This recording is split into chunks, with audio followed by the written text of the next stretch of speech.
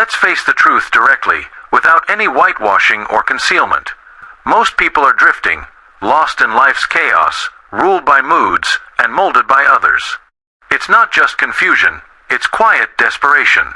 Have you ever realized that when you start to change for real, the people around you begin to feel uncomfortable? They won't say it directly, of course. Instead, they'll cover it up with jokes, offer advice disguised as concern, or fall into an awkward silence when you try to discuss something more profound. But at the core, the truth is simple. Your personal growth challenges their comfort zone, and no one likes having their complacency called into question. Perhaps you are going through exactly this right now. You started to think differently, act differently, maybe even question things you once accepted without a second thought. And suddenly you began to feel alone, misunderstood, judged, as if something inside you quietly broke. No one really tells you this, but the philosopher Friedrich Nietzsche understood it clearly. Is that this friction, this discomfort you're causing and experiencing isn't a sign you're doing something wrong. It's just part of the process of building real mental strength, not just being a little tougher, but becoming strong in a deep, lasting way that can make people who are still living on autopilot feel uncomfortable. There are always a few people who move with purpose. They seem to see clearly through all the noise around them. They have a kind of mental strength that you can actually feel, and it can be a little intimidating. Not because they're loud or pushy, but because they have a calm, steady presence. A sense of control over themselves that most people barely understand, let alone have. This isn't about being born talented or getting lucky. It's about a mindset that was built on purpose, shaped, strengthened. Nietzsche said, "The individual must always struggle not to be overwhelmed by the tribe. If you try, you will often feel lonely and sometimes scared. But no price is too high to pay for possessing yourself. That is the essence, the possession of oneself. The rarest and most powerful achievement anyone can attain, because when you truly possess yourself, no one else can control you. No one else dictates your worth, and no one else can bring you down." This video is a call, a challenge. It's not made for those who are comfortable, nor for those who want easy answers. It's made for you who is tired of being a hostage to your own insecurities, who feels on the brink of an internal rupture, and who is ready to build something that no one can destroy. So if you feel ready for this path, a lonely, tough, but absolutely transformative path, stay. In this video, I'm giving you the exact blueprint to forge that kind of strength. 5 core strategies, each one practical, each one grounded in real-world results. Stick with me, because the last one, it could change your life forever. If these contents resonate with you, please click the subscribe button. Thank you for your support. Part 1. The mindset shift that changes everything. Nietzsche was not just a philosopher, he was a surgeon of the human soul, someone who had the courage to look into the abyss of existence and not only face it, but dive into it. And it was in that darkness, that inner mess most people run from, where he found real strength. Because for human nature, real change doesn't happen when everything's calm or easy. It happens in pain. It happens when you fall. It happens in chaos.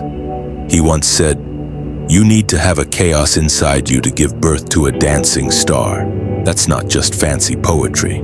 It's a real insight into how the mind works. If you want to build a strong, unshakable mind, first things first, you've got to let go of the idea that it comes from comfort, feel-good quotes, or shallow motivation. Because let's be real, life isn't supposed to be easy. Think of the times you grew the most. Was it when everything was fine? Or was it when you were shattered, lost, directionless, having to rebuild yourself with your own hands? Your mind is like a muscle. If you don't challenge it, it stays weak. If you only take the easy path, you stay fragile. And when something tough finally happens, you break. So here's the mindset shift. Every challenge you face is an opportunity, a chance to build strength. Every setback, every failure, every obstacle, it's all part of the training. Nietzsche believed that suffering was not a mistake of existence, but rather its main driving force. He did not romanticize pain. He faced it as a tool. And if you can change your relationship with pain, with failure, with loneliness, you begin to shape something rare, an indomitable spirit. Part 2. Master the power of concentration. Your attention is your most valuable asset, and the world is trying hard to take it. Buzzing notifications, loud opinions, endless drama, it's everywhere. Most people let it all in, then wonder why they feel stressed or distracted. But a strong mind doesn't just block out noise, it filters what matters. This is where selective ignorance comes in. And no, it doesn't mean being clueless. It means being smart and intentional. Start by checking what you allow into your head. Grab your phone, look at your apps, your feeds, your notifications. Ask yourself, does this push me toward my goals, or is it just mental junk? If it's junk, delete time-sucking apps. Unfollow accounts that leave you feeling small or distracted. Stop arguing with people who don't matter. This isn't about being harsh. It's about protecting your mind like a fortress. Every second you waste on nonsense is a second you're not building your empire. Now replace the noise with signal. Feed your brain what sharpens it. Books that challenge your thinking, conversations that spark growth, ideas that align with your purpose. If you want power, study power. If you want wealth, study wealth. Be deliberate. The average person spends 4 hours a day on meaningless distractions, 28 hours a week. That's enough time to learn a skill, launch a project, or reshape your future. Selective ignorance hands you that time back. Here's the kicker. When you move with this kind of clarity, people notice. They see you acting while they're scrolling, advancing while they're stuck. That's when the gap between you and them starts to feel intimidating. You're not just focused, you're a force. And that force, it's built on what you choose to ignore. Part 3. Train your mind like a Spartan. When Nietzsche declared when a god is dead, he was not celebrating. He was issuing a warning. The death of God is the end of any excuse. Nature violently tears this veil away. He looks you in the face and says, you are alone. There is no ready-made meaning. Now you are the creator. And that's where building a strong mind really begins. Because most people collapse when they realize they are alone in the face of chaos, without a manual, without guarantees, with no one to blame. But those who have the courage to face this without crumbling, they begin to forge an unshakable consciousness. With the death of God, nature pushes you into the abyss of radical freedom. It is the birth of brutal autonomy, and along with it comes the weight. Everything now depends on you. There is no more absolution. There is no more salvation. Either you build yourself or you sink. Most people avoid discomfort, chasing easy wins and quick rewards. That keeps them weak, but not you. You're going to train your mind like a Spartan. Relentless, disciplined, unbreakable. Here's how to start. Action step 1. Embrace daily discipline. Pick one hard thing and do it every morning. Cold shower, 5 a.m. workout, tackling your hardest task first. The task doesn't matter, the discipline does. Each time you push through resistance, your brain learns to crave challenge over comfort. Do it for 30 days. What felt brutal becomes your baseline. Now you're addicted to growth. Action step 2. Build mental endurance. Set aside 20 minutes a day for pure, focused work. No distractions, just you and your goal. Most can't go 5 minutes without checking their phone. You'll start with 20, then 30, then 60. This is focus and stamina, the kind that helps you outwork, outthink, and outlast anyone. Action step 3. Use controlled stress. Take calculated risks. Speak in public. Negotiate a tough deal. Start something that scares you. Stress is a forge. Too little and you stagnate. Too much and you break. Find your sweet spot. Face fear. Come out stronger. That's real power. Part 4. Weaponize your inner narrative. The biggest threat to your strength isn't out there, it's in your head. Your inner voice can either build you up or break you down. Let's fix that. Action step 1. Audit your self-talk. For the next 24 hours, become hyper-aware of your internal monologue. Carry a small notebook or use a notes app. Every time you catch yourself engaging in negative self-talk, I can't do this. I'm not smart enough. I'll probably fail. What will they think? Write it down. No judgment, just observation. At the end of the day, review the list. You will likely be shocked at the frequency and intensity of your own internal criticism. This awareness is the crucial first step. You cannot change what you do not acknowledge. Action step 2. Challenge and reframe limiting beliefs. Look at the negative thoughts you recorded. Ask yourself, where did this belief come from? Is it objectively true, or is it an assumption, an exaggeration, a fear masquerading as fact?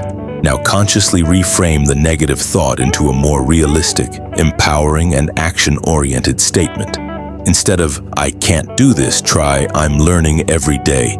Instead of, I'll probably fail, try, I've failed before and bounced back. Replace victim language with creator language. Tell yourself, success is a matter of time, not luck. When I started, I wasn't the loudest, but I kept showing up, improving, delivering. That was my story, not I hope this works, but I'll make this work. You can do the same. Make your goal non-negotiable, then let your thoughts reinforce it. Action step 3. Practice strategic visualization. Spend 5 minutes a day picturing yourself at your peak.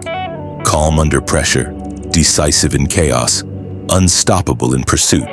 This isn't daydreaming, it's mental rehearsal. Athletes do it, generals do it, now you do it. Over time, it becomes instinct. Part 5. Build unshakable clarity. A strong mind doesn't react, it directs. Most people drift, chasing shiny things or avoiding pain. You won't. You'll move with vision so clear it cuts through the fog. Action step 1. Define your North Star. Ask yourself, what do I want my life to stand for? Power, freedom, impact. Be specific. Write it down. Make it real. I want to build a business that changes lives.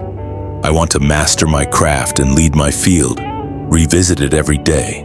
Let it guide your decisions. Action step 2. Break it down. Clarity is not just a vision, it's a plan. Want to build a business? Learn a skill, find a mentor, launch a product. Want to grow personally? Read 1 book a month, journal your progress, face 1 fear a week. Most people dream big but plan small. You won't. Action step 3.